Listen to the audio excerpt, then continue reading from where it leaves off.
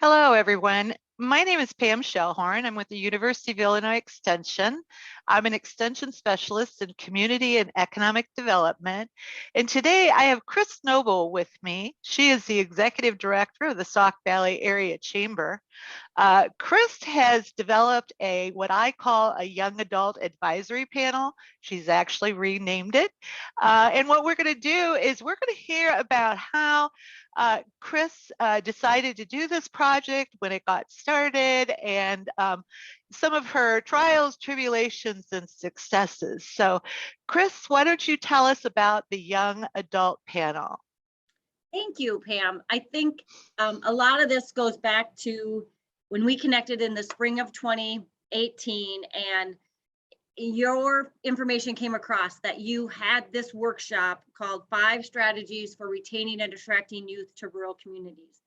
And our chamber is rural. We're based in Sterling, Illinois, and we cover a rural geographic area of Whiteside, Lee, Bureau County. And so, like almost every other part of rural America, we want our area to grow. So we connected, and at that time, your workshop format was you were able to come up and do a presentation. And I asked if we could add a panel of millennials in tandem with what your data shows, all the information you had gathered.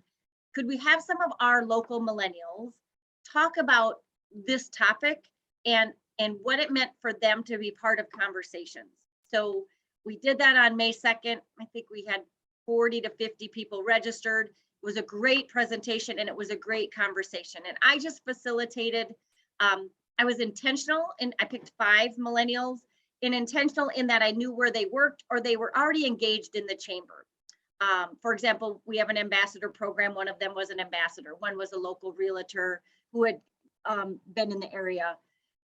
We chose 3 that were from the Sterling Rock Falls area and 2 transplants, as we call them, right? So some moved into the area not being from here. And I think we met maybe once or twice is it before they came. We had very standard simplistic questions that myself and a couple of people on a subcommittee developed. So that happened May 2nd. I vividly remember after the presentation, after you left, within about 4 weeks, I had 8 to 10 phone calls and emails saying, get us in touch with that group of young people. We need to hear from them. And either because those that attended the workshop, and we might have done a press release, I'm sure we did a press release. And I went back to my board and I said, this is a big topic. I said, is this something that's part of our strategic plan for a chamber? And it was, right? Growing the community, enhancing the economic climate and the quality of life in the Sauk Valley. That's our mission.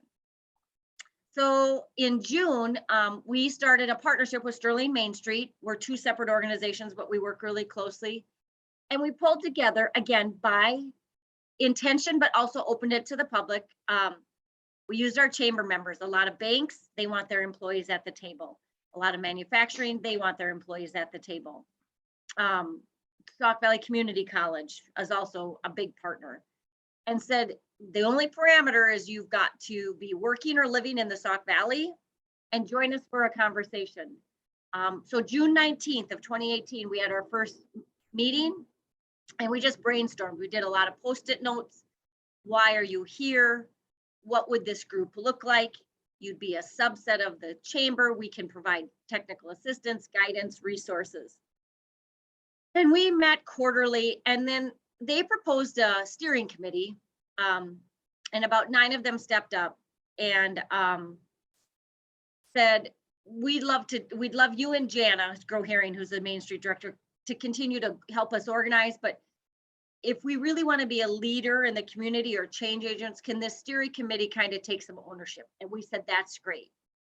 So through 2019, until almost the pandemic, they moved forward and they pulled together meetings, and we met quarterly at local restaurants, at local establishments, and they really moved into, through a lot of discussion and prioritizing, about 5 key task forces where it was a social gathering, but it was so much bigger. About some of them really wanted to impact change, and those subgroups included a dog park, which I'm going to talk about in a minute because it talks about what people can do when they put their mind to it. The housing situation, we have a riverfront that needs to be developed on the Sterling side and also the Rock Falls side, but they've made progress, how to work together. And then getting people back in the area, what is now called our Welcome Home Initiative.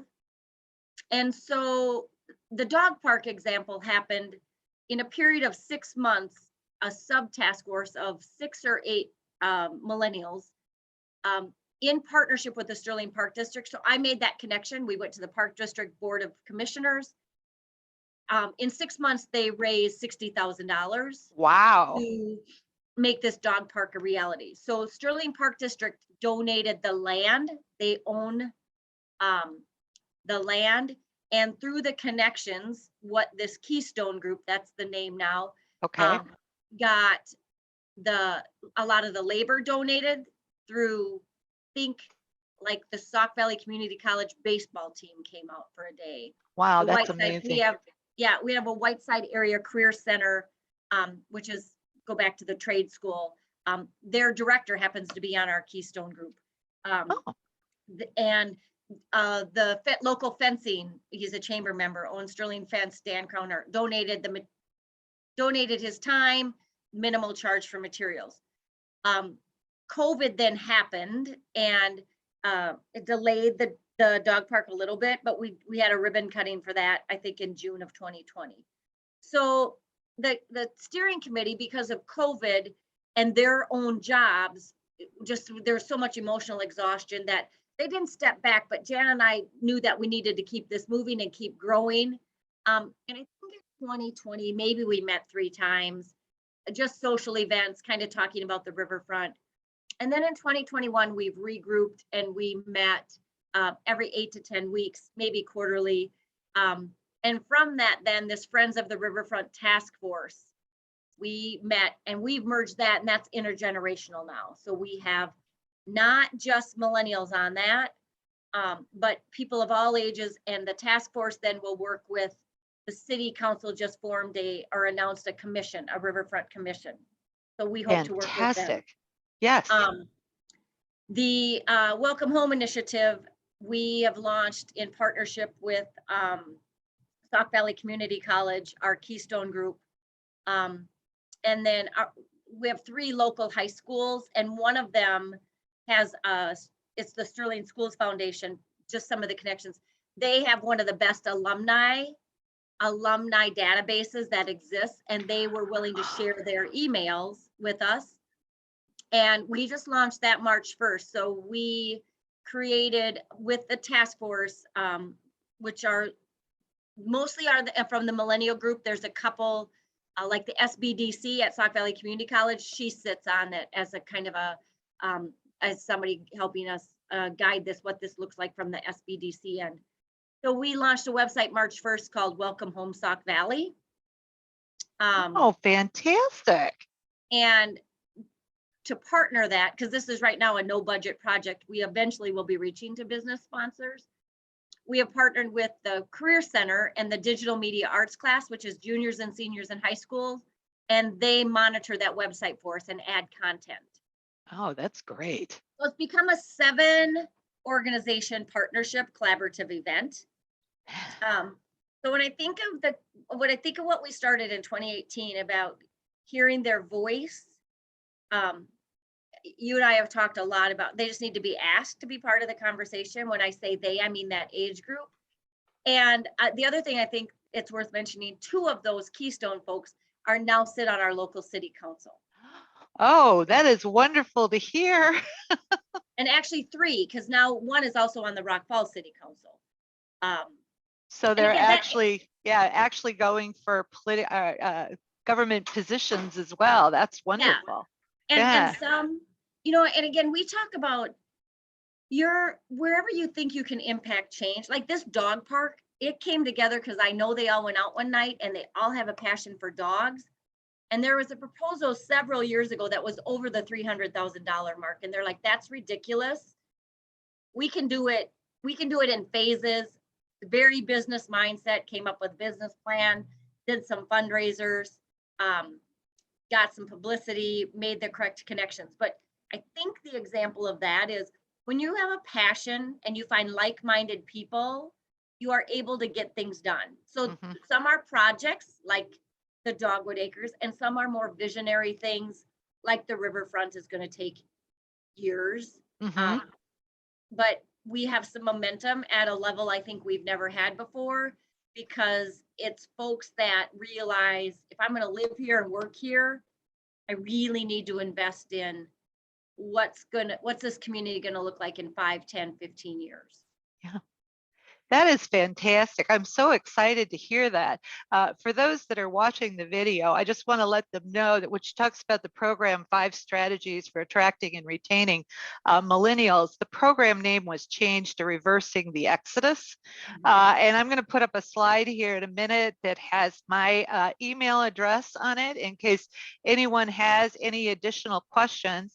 But Kris, I think this is fantastic. You have the only thing I was wondering is now, did that initial group of young people that you put on this advisory panel or on this Keystone panel, Sauk Valley Keystone Panel, right? Yes. Were they, did they come out of your leadership class? I know you had some leadership training going on at the time. So, I mean, there's more to it than just the strategies. You had already been developing a huge group of young leaders, weren't you? Yeah, that's a good point. So when Dr. David Helmick moved into the area, he's the president of Sauk Valley Community College. He came to the 3 chambers, the Rock Falls Chamber, the Dixon Chamber, and our chamber. And he had modeled this in, I think, Kentucky or other communities, and said a Sauk Valley leadership program. So it's geared towards anybody that wants to grow personally and professionally.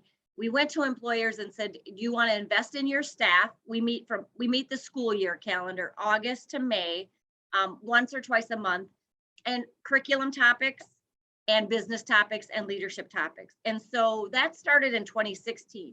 So we did have some alumni. 3 of the people in the panel were alumni of our leadership program. And that leadership program continues. So we're in our 8th year. Our class size goes from 10 to 17 participants.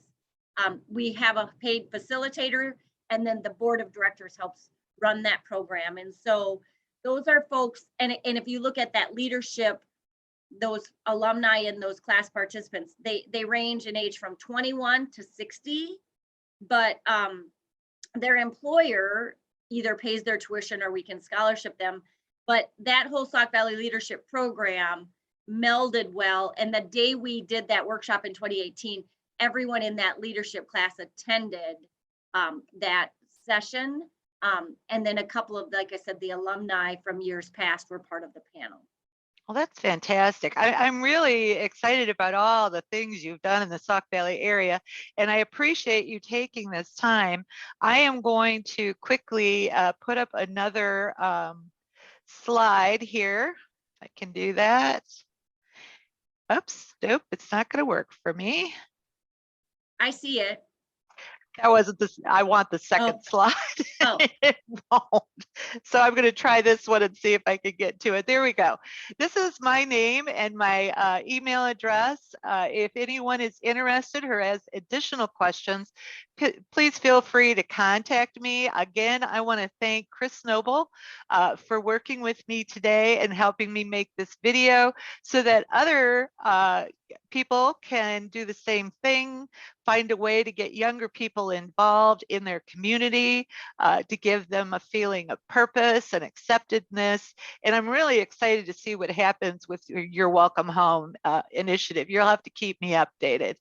Yeah, and I want to thank you. I think one of the things we know University of Illinois does is, I think you took the data and the information what the research looks and we made it come to life with and your willingness to say, yeah, these initiatives, there's really a purpose about how they can change communities. And I do think, we continue to grow, we continue to invite millennials, and then we're looking at the Gen Zs as well as what part of the conversation that do they want to be, those the 18 to 24-year-olds. But if anybody that's listening to this, if your chamber is not engaged or part of this, it's really a valuable resource to bring people together, and that collaboration piece. When you and I met and we talked about who can be at the table for this conversation, Right. and I'm always, willing to answer any questions about lessons learned, as well as things that we probably would do differently. Well, I really appreciate that. Thank you so much, Kris. And again, thank you so much for coming today.